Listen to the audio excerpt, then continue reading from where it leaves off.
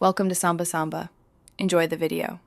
You begin by killing power at the breaker and confirming 0 voltage with a tester.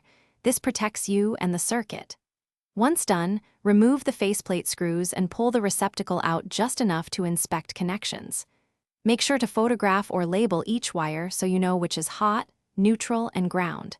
You should already have tools ready: drivers, wire stripper, and pliers. Now loosen terminal screws and free each conductor, while keeping the wires supported to prevent accidental contact. You now transfer wires to the new outlet, starting with the ground, then neutral, then hot to minimize mistakes. Strip about 3/4 of an inch. This yields a reliable connection without stray strands. Either form a clockwise hook for screw terminals or insert to backwire clamps if rated.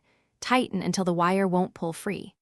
Once all conductors are in, give a purposeful tug test and orient wires so they sit without pinching when the device is reinstalled. This prevents loose connections and overheating. You finish by tucking wires neatly, securing the outlet with mounting screws, and reinstalling the faceplate so the device sits straight. Turn the breaker back on and test with a multimeter to verify proper hot-to-neutral voltage and correct polarity. If it's a GFCI or a FSI, use the test button as an extra check.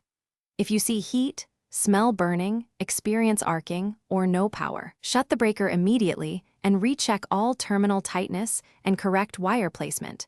Call a licensed. Thanks for watching. Consider subscribing if we helped you.